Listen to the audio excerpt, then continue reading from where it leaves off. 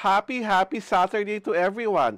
Ito po si Alawin Ignacio ng Diva That You Love. Kasama ko ang aking kumaring Ultra Maldita. Hi, this is Alex Brosas. At ito po ang The TT Show. Tarayan at Talakayan Showbiz Edition. At syempre po, we start with some good digits. Dahil po ang The TT Show ay meron ng 1,183 subscribers. Palakpakan po naman tayo dyan. Nabibigyan po kami ng 150 plus subscribers since the last time we reported our digits to you. Di ba nakakatawa yan, Mare? Yeah, it's an achievement. Yeah, thank you for loving us. Thank you for watching us. Of course, thank you for subscribing. At dahil nga love nyo kami, meron kaming pagkaganda-gandang Easy Chika. Ito na. Inaabangan talaga ito ng lahat kung sino Paolo Avellino at si Kim Chiu. Aari na nga ba? Ay! Pero bago sila mag-aminan, ang dapat nating malaman is the 2024, after the success of their ultramagnetic linlang, magsasama muli si Paolo Avellino at si Kim Chiu sa Philippine adaptation ng sikat na Korean drama What's Wrong with Secretary Kim. Si Paolo Avellino ang magbibida bilang Lee Jong-jun na ang gumanap ay si Park Seo-joon. Si Kim Mi-soo naman, ang gaganap noon ay si Kim Chiu na ginampanan ni Park Min-young. Ang hindi pa natin alam kung sino si Lee Song-yeon, yung kapatid na may amnesia na si Lee Tai-wan ang gumanap sa original drama. What is interesting about this kasi balik romantic comedy, si Kimberly Sue, si Kim, na talaga namang asset niya dahil talaga nakakatuwa naman si Kim pag gumagawa ng mga romantic comedies. At I think, is this the first time nagagawa ng romantic comedy si Paolo on a soap, Mare? Yeah, I think so. Kasi he's always dramatic in all his soap operas. He was never he was never a comic actor. So parang this is a welcome thing for him. It's a Kasi napakataas nung yung drama kasi yung di ba? Yun lang, yung parang ni Kim. nakakapagod yun di ba? Parang, di ba, parang always emotion-filled ang mga eksena, di ba? So, this is a good breaker para sa kanya. Good breaker for sa kanilang dalawa ni Kim. Dahil grabe rin naman ang pinagdaanan ni Kimberly bilang si Juliana, di ba? Yeah, Puot na puot sa kanyang lahat. Dito, I'm sure, ito lang, if they would follow from sa original story, grabe, nakakakilig po talaga ang What's Wrong with Secretary Kim. Dito kasi yung role ni Paolo Avellino, mayabang, arrogante, gwapo talaga siya sa kanyang sarili. So very hint, tarap! Ay, slide.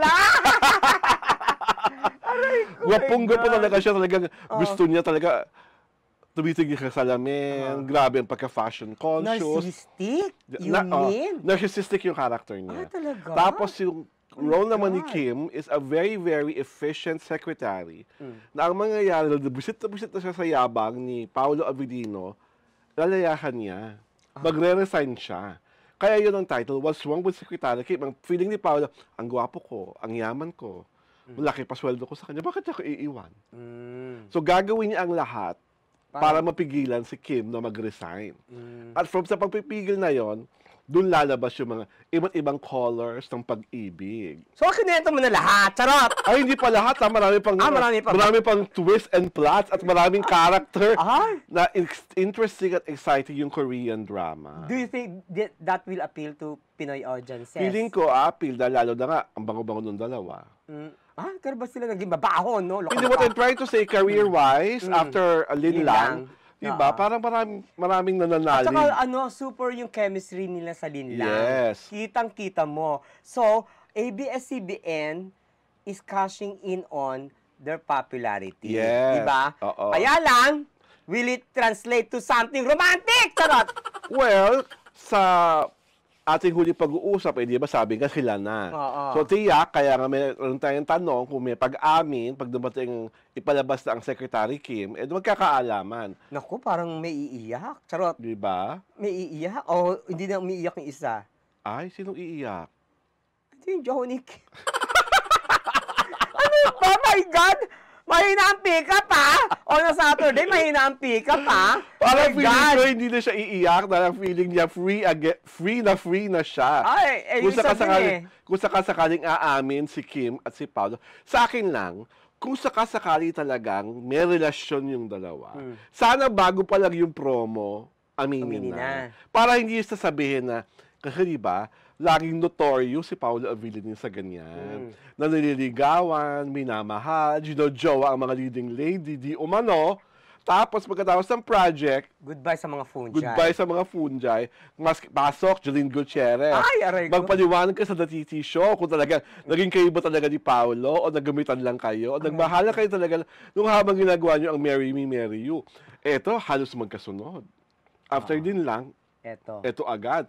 So, ibig sabihin, mas mahaba-haba ang honeymoon period ni Kim at ni Paolo Abilino. So, sa akin lang, kung sino man na mag-head ng promo, kasi sa view yan, di ba? Ng What's Wrong with Secretary Kim, paaminin nyo na oo kami. Kasi, kesa yung, saka alam mo naman po si Paolo, di ba? Eklaterong totoo. May naman sa press ko ng mga what you see is what you get. Ayaw kong pinag-uusapan. Tama na, diba? my God. Ayaw kong pinag-uusapan ng mga personal na mga bagay-bagay. At syempre, knowing Kim, sasakay. Yeah, oo. Diba? Susunod. Alam mo naman si Kim. O kung anong direktiba, yun lang tayo. Diba? Never umamin si Kim na, opo kami. Laging gusto ni Kim, diba, lalaki ang unang umaamin. Yeah. Diba? Kaya nga inaantay ng lahat na umamin na si Yanlim na hiwalay sila eh. Para nga naman, kung hiwalay talaga sila, maamin na siguro ni Paolo na sila ni Kim. Ganun ba yan? Oo, dapat naman ganun, diba? Para kunyari may pasintabi. Ay, hindi! Pasintabi. Pasintabi. Di, aminin mo na kina, kung hiwalay kayo, we're separated. What's the point, di ba? We're separated. And now, in love with, Paolo. Tapos, ang kwento, di pa sabog pa. Oo, my God, di ba? Kim, naman, diba? di ba? May espiritu ka naman ni Juliana. Oo, diba? Alam mo lang, pangunahan mo si Paolo. At pangunahan mo ang ad-in promo. Ano ba may gag order? Ano ba may gag order? Wala. Hindi na ako naniniwala sa mga ganun-ganun. Alam mo itong mga artista kasi, ako kasi naging artista, dire-diretso ako, walang preno ako. Si ano na ang jowa ko? Di ba? Pakialam ko sa inyo, hindi ako sa inyo niligaya. Artista ka, kabang ka-level mo, Dina Bonvi, Marcel Soriano, yung mga tapat, mga diretso. Di ba? Parang, there's no, running around the bush. Pagkakanta, answerable by yes or no, yes. O kaya now. Di ba tapos? At saka at this day and age, Kim, Paolo, Diyos ko, ano na kayo, marrying age actually. Oo. Na anakin i-age na, dapat may anak na nga di ba? So, ano mo naman masama kung umamin kayo talaga na once and for all, totoo po, nagka-developan kami sa linlang, di ba? So ngayon, eto na. So what's wrong with Secretary Kim? There's nothing wrong with Secretary Kim because I love Paolo Abilino and Kimberly. Sila na. Basta sila, love ko sila. Aray ko, kaysa kay ano? Kay Sian tsaka kay Kim? Oo, mas gusto ko talaga yung Paolo at Kim eh. Hindi. Mas gusto ko yung Kim at saka Sian. Mas Kimsy ka? Oo, kasi yun mas organic yun. Talaga. Ito? Scientific. At dahil scientific ang partnership ni Kim at ni Paolo Abilino, ito muna ang mga tuwang-tuwa kaming mga greeters. Mare, basa! From Naila Manggotara 5923. Sana ma-recognize tong channel nyo. Mas gusto ko kayong pakinggan kaysa sa ibang showbiz talk. Talaga pong gusto namin ma-recognize at gusto namin kauna-unahang tropeyo mula sa Catholic Mass Media Awards. Ay, asaray. Another one. Mula kay Teresita Buenaventura 1423. Nag-subscribe agad dito. Love this channel kasi very fair sila at hindi judgmental. Wow. Keep up the good work. Talaga pong hindi kami judgmental, hindi ko maaaring ultra maldita dahil hindi po kami mga libro. Ay, aray ko. From Arius Belmonte 2688. Napaka-fair ng mga hosts. I love them. Patas at tama ang komento. I already subscribed na sa inyo. God bless po. Wow. God bless you too, Arius. Thank you so much. And from Chona 4937. Sa lahat ng nagbo-broadcast, ito lang yata ang nagustuhan ko kasi lahat sinasabi nila na may point talaga. Wow, di ba? Chona, iba ka rin ha? Hindi ko kinakaya ang pagmamahal mo sa amin dalawa. Talaga po namang naiibig sabihin ko maring ultra maldita. At ang maganda po dyan, ang mga papuri sa inyo nang gagaling. Organic. Organic, hindi kayo nagbubuhat ng aming mga sariling bangko. Alam lang po namin, lalong-lalo na po ako, alam ko lang po maganda ako. Ay! My God! Alam ko, sweet ako, hindi ako maldita. Charot! Yun na! At dahil dyan, ito po si Alwin Ignacio, the diva that you love. Kasama ko ang aking kumaring ultra maldita. Hi, this is Alex Brosas. Ito po ang The TT Show, Tara Yan at Halakin Showbiz Edition.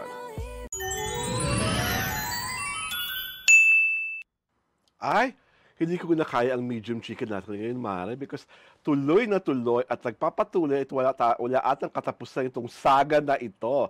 Bago yan, ito po si Alwin Ignacio, the diva that you love. Kasama ko ang aking kumaring ultra maldita. Hi, this is Alex Brosas. Ito po ang The TT Show, Tara Yan at Halakin Showbiz Edition. At ngayon na nga, ang nagtatarayan ng pasimple, ewan ko kung pasimple talaga makatawag ito, sina Andrea Brillantes at si Catherine Bernardo.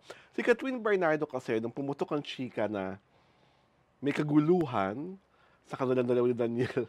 Na secretly meeting. At meron kaguluhan sa kanilang ni Daniel Padilla. Di umano, nakikita raw ng palihim si Andrea at ang kanyang juwawis na si Daniel Padilla. At dahil sa palihim ng pagkikitang ito, ayan na nga. Si Catherine Bernardo, in-unfollow si Andrea Brillantes sa Instagram. At of course, dahil sabi ko nga, the saga continues, ngayon naman, ang nagkaka-unfollow lang ng Andrea Brillantes kay Catherine Bernardo. Ang inaabangan ko talaga mag-unfollow, Mare. Gusto ko malaman kung sinong unang i-unfollow ni Daniel Padilla. Si Catherine Bernardo kaya?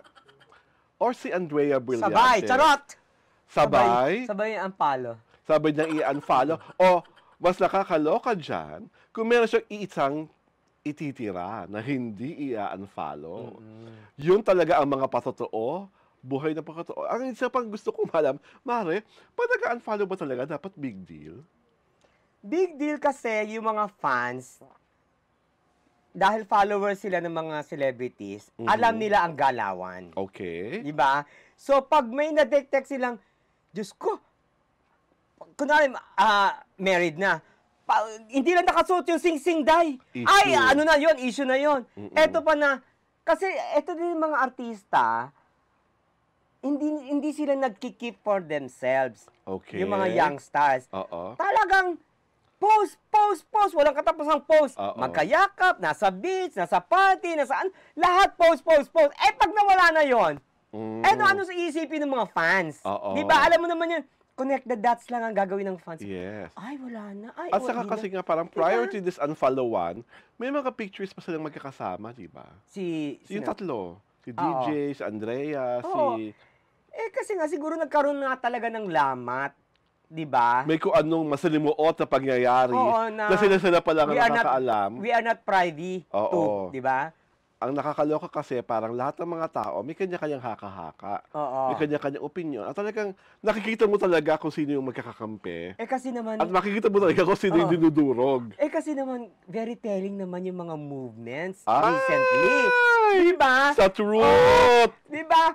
Inunfollow, di ba? Parang, you don't do that eh. Kasi you are, dignifying the issue. Yes. Di ba? Ganun lang naman yun eh. And it adds more suspicion. Oo. It's 1 plus 1.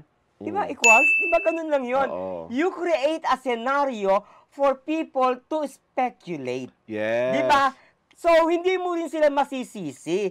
Because you were the one who created it. Di ba? You created a scenario. You created something na very recognizable, di ba? Very obvious, di ba? Ang ko naman, parang yun yung subtle kasi ayaw mo magsalita eh. So, subtle move mo yon. Subtle diba? move, saying na yes, it's not really rosy right now. Yes, we're on the rocks. On the rocks. We're in a rough patch, di ba? We're on a rough patch. Kasi nga, they're not brave to face the issue head on. Okay. Wala silang ganun eh. Meron bang head on? Meron bang head on? Di ba wala naman? Always may mga patagilid, may mga paano, di ba? Well, I think kung totoo yung nabasa ko at sa binigay sa akin ating saliksik team, kaya ata hindi makaamin-amin yung magkasintahan. Kasi may mga contractual obligations sila sa mga That they have produkto to remain, that they have to remain as magjowa, magjowa. magkasintahan. Okay. So, kung bigla kailang maghihiwalay at aamin na sila maghihiwalay, ay hindi lang nakaamba ang demandahan, mandodemanda sila. Oo. According yun to our saliksik team. Kasi may mga ganun May mga talaga clauses na ganun, Oo, may diba? mga clauses na ganun. Meron mga clauses na hindi ka pwedeng mabuntis. Oo. May mga clauses na hindi ka pwedeng magpakasal. Oo. Habang ongoing yung yung kontrata. Usually, ang kontrata, 1 year, 2 years. 1 year, hindi. May 1 year and 2 months para mga ganun. Oo. So, you have to keep it, Oo. So, I think yung ata isa sa mga humahadlang kung Kaya bakit hindi sila hindi umaamin. makapagsalita. At ako, ito, more than anything, I am admiring Daniel Padilla's silence because it's a gentleman thing to do. Wala siyang kinasawsawan, hindi siya nagpapaalab ng apoy. Yeah. Tahimik lang siya, which is the gentlemanly thing to do. Of course, people will say na, kaya hindi nakasalita kasi guilty. Okay. Diba? Siya kasi may sala, siya ang may ginawang kababalaghan. At lumalabas na nga, nagre-resurrect na hindi ito ang pangalawang malaking pangyayari. Oo, Nung nagkagulo ang Katniel, na meron na nung araw na ganyan. Parang nung araw, they were on the verge of separating, kaya lang na gamot. Na Diba? gamot. Oo, siya. Nahilot. Now, parang on the verge. Oo, on the verge. So, I also heard from our saliksik team na kinausap na ata sila ng mga pamunuan. Na tumahimik kayo. Huwag kayong dagdag ng kahit na ano pang ingay o sagit-sit sa mga pangyayari. Yun nga kasi because of contractual obligation. So, yung kanilang reluctance to issue a statement stems from parang career move. Career move. Diba? Yes. Hindi ka pwede otherwise. Oo. Diba? Kasi parang the career is dangling. Nakaganon yung career sige, subukan magsalita. Pa-fly siya, diba? True. Off the air, talagang pak! Goodbye sa mga pungjay siya. Oo. Yun ang problema. Oo. Yun ang problema sa mga celebrities. Lalo na kung ganyan kasikat. Oo. At lalo na nga, kasi parang for the longest time, ang tingin sa Katniel ay isang subok na matibay at subok na makatag na relasyon na parang walang makakabuwag. Diba? 12 years is 12 years, sis. Diba parang... Kung tutuusin, kung nabuntis si Catherine nung 12 years ago, may teenager na sila halos. Tawag dito, parang kasing parang that's the payment na they have to do. Yes. Kasi, you have, sabi mo nga, contractual obligations, di ba? Yes. Kaya, you keep your mouth shut, Oo. di ba? You keep your eyes closed, di ba? Parang you keep everything, di ba? Quiet. Oo. Siguro, ang pinakamaganda na lang gawin is that for them na, siguro, just make their social media accounts private muna. Hanggang hindi na-iron out ang kink, di ba? Hindi kasi Kasi, hindi pa pwedeng mong kasi doon nga sila nagpa-promote ng mga products. Ano ka ba? Sa social media. Kasama yun sa sa equation. Pag kinontrata ka, ipopromote mo yun sa social media mo. Ano ka ba? Hindi pa pwedeng, lalo ka na demanda. At saan asa ka lalong mag-aapoy ang damdamin ng lahat. Hindi pwede. The private kasi nga. Diba? Hindi pa pwede yung social... Kasi part of the contracts yan ngayon, lahat ng social media accounts mo, ipopromote yung product na ini-endorse mo, ganun yan. Kaya minsan nakakasok ka na sa Instagram parang wala nang diba? Parang panay product, ang unang guilty niyan, na-burn ako dahil wala akong makuha storya sa Instagram. Sila sa Soberano, ayun, buting na nalaos na siya, no? Nakarit siya. Pwede natin isama si Hope sa kwentong ito dahil wala na siyang kapag-asa. Ganon? Diba? Ang may pag-asa pang isalba ay ang pagmamahala ni Daniel at si Catherine Bernardo na kung talaga sinusubok ngayon, sana ay malagpasan yung dalawa. At sana yung mga tao na nakapaligid sa inyo, bigyan kayo ng espasyo para makapag-maisip kayo ng maayos. Diba? Paano kung na-fell out of love na yung isa? Ay! Di ba? Kumbaga natuyo na ang damdamin. Yung parang wala na, nag-way na lahat, whatever. Wala na akong maramdaman talaga. Well, kung gano'n ang sitwasyon, diba? Again, sabi nga namin, sa aming hinuwa, kung meron kayong contractual obligations, quiet muna. Oo. Diba? Kasi, sabi nga, diba, na time is the, parang Ultimate, ultimate truth teller.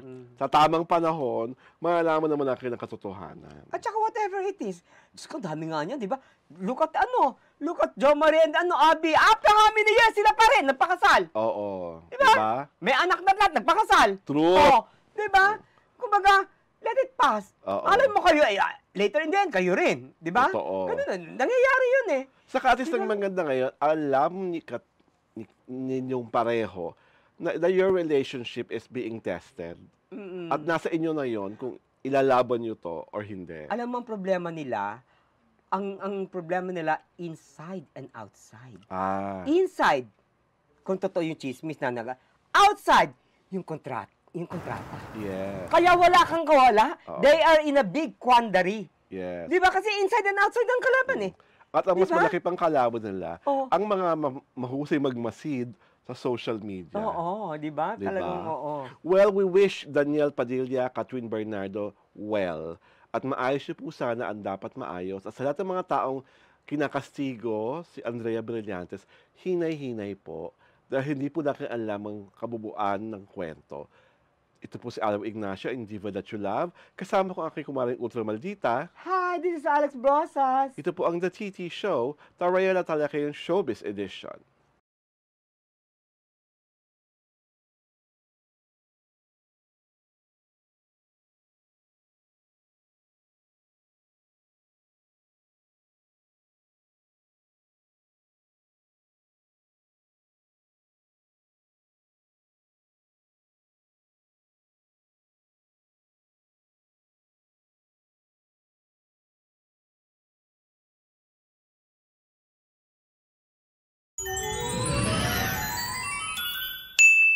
Wow! At narito po tayo sa aming difficult chika na talaga po namang maigting pang pinag-uusapan. Kaya dapat naming himay-himayin at pag-usapan. Ito po si Alan Ignacio, The Diva That You Love. Kasama ko ang aking kumaring Ultra Maldita. Hi, this is Alex Brosas. Ito po ang The TT Show, Tarayan at Halakin Showbiz Edition. Isang linggo na po ang nakalipas. Nagmamaganda na po si Miss Shanice Palacios, ang Miss Universe Miss Nicaragua, ang buong Pilipinas at ibang bahagi ng universe. Hindi pa po makalma. Nagdadabog ang mga bangs. Nagngingit-ngit. Dahil nga, eto na. Di umano ang ating pabulosang kandidata, si Michelle Marquez di Filipinas, ay dinaya. Mare, ano ba yung balitang to? Kasi, there was this post sa social media na claiming na galing sa sa Miss Universe official website na during the final top 5, okay, Flinash, nakasama pa yung pangalan ni Michelle D. Oh! At wala sa listahan ng top 5 Miss si Thailand. Miss Thailand. Okay. Ngayon, after a while, nawala yun. So, biglang napalitan, nawala naman yung pangalan ni Michelle D, at ang pumalit ay yung Miss Thailand. So, there was inconsistency to what was posted on social media.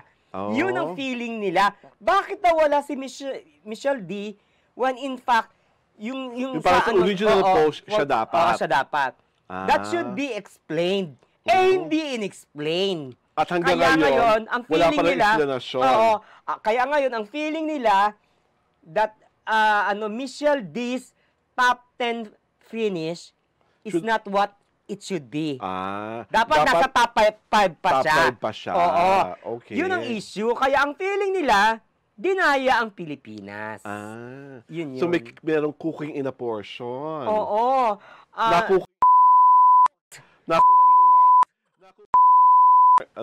Si Michelle Marquez D. So, ang gusto kong malaman, kung i-connect natin ng dots, sino ang gumawa ng cooking in a portion?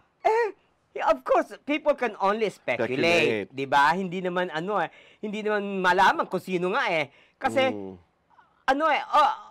kung obviously, an unseen hand moved. Diba? True. Kung talagang naluto, diba? Oo, totoo. Ngayon, if it was an honest mistake, they should have the decency to make an official make a statement. Yes. Di ba ganon? Oo. Tsaka, dapat yun, ura-urada. Katulad Agad, ng ginawa ni Harvey. Oo. Di ba? Yung On the spot. We made a mistake, chuchu. Pia Wurzbach is the Miss Universe. Di ba? To the point na napahiya pa si Miss, ano ba yun? Miss Colombia. Miss Colombia, di ba? Oo. Parang 2 minutes, ano lang siya, Miss Universe. Chok! Di ba ganon? I mean, that's a professional way to do things. In running an organization such as Miss Universe, di ba? So sa akin naman, kasi parang si Michelle naman, I think tanggap niya na she was not destined to become Miss Universe, and she believes that there are better opportunities coming her way. Lalo na nga, di ba, siya ang winner, isa sa mga winner doon sa Voices Something. Yung nabigyan siya ng $12,000 for her may advocacy kasi siya. Tungkol sa autism. Tapos nanalo pa rin siya na parang yung sasakay siya sa vapor, yung carnival tours. Okay. Meron siya mga special awards na napalunod sa Miss Universe. So, I know that will open more opportunities for her. And kasi parang ayokong i-dignify na dinaya siya. Kasi parang hindi naman to politika. Ay!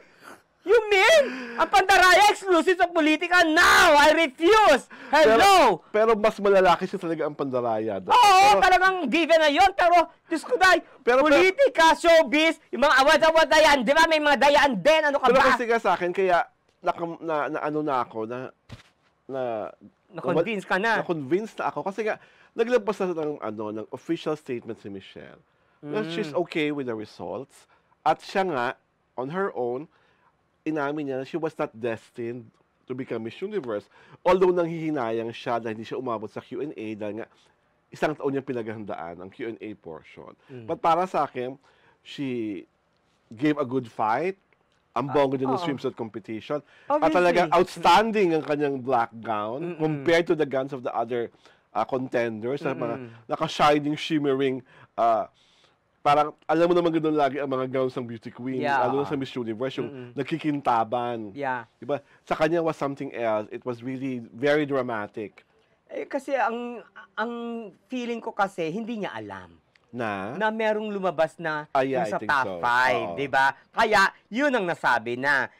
Nasabi niya, had she known about it, I'm sure it would have been a different story. Di ba? Ganun lang naman yun, di ba?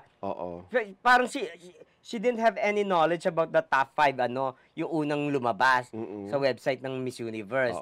Otherwise, paglalaban yun, baka magwawala si si Melanie Marquez, pag nakita sa top 5 yung anak ko, tapos wala sa di ba? Parang sa announcement. Well, for one thing, ang nangyari naman is that parang nagkaroon ng totoong sisterhood si Michelle kay Miss Thailand, kay Miss Antonia.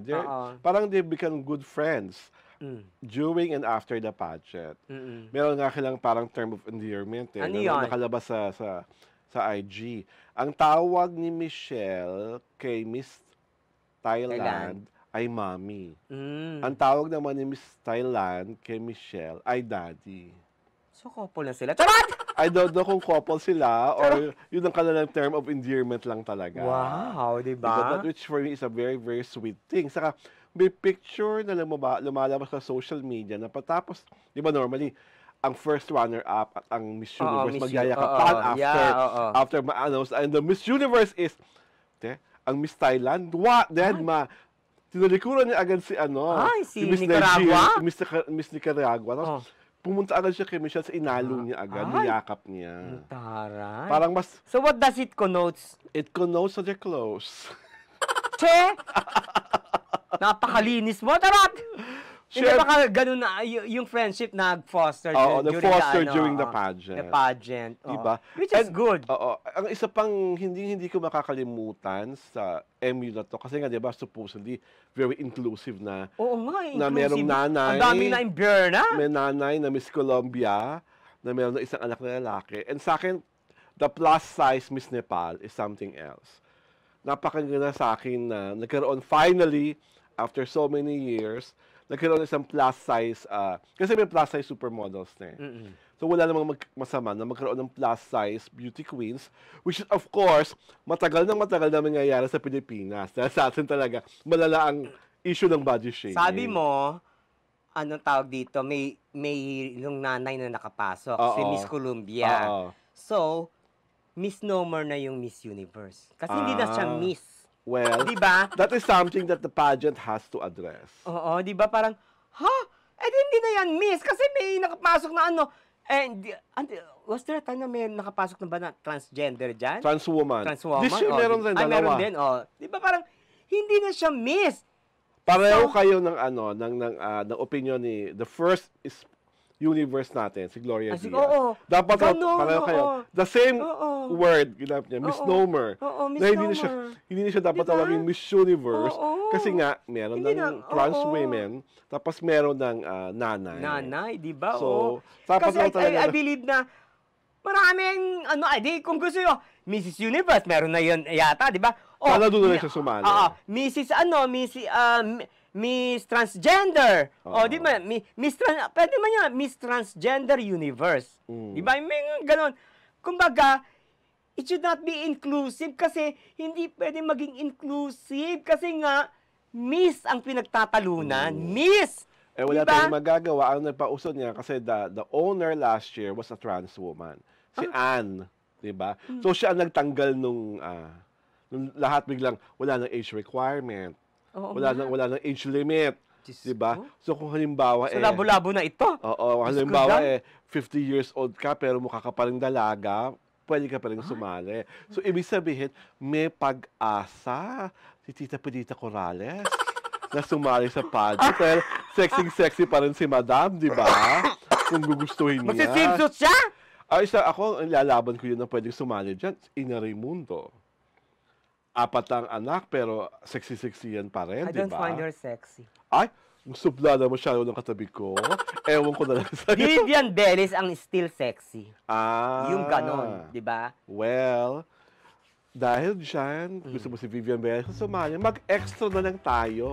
Mag-subscribe na po kayo sa aming YouTube channel at i-follow kami sa Diario Tirada at sa Daily TV yung Facebook page para hindi kayo maeskupan. Ito po si Alwin Ignacio, ang diva that you love. Kasama ko aking kumaring Ultra Maldita. Hi, this is Alex Brosas. Ito po ang The TT Show, ang Tarayan ng Talaken Showbiz Edition.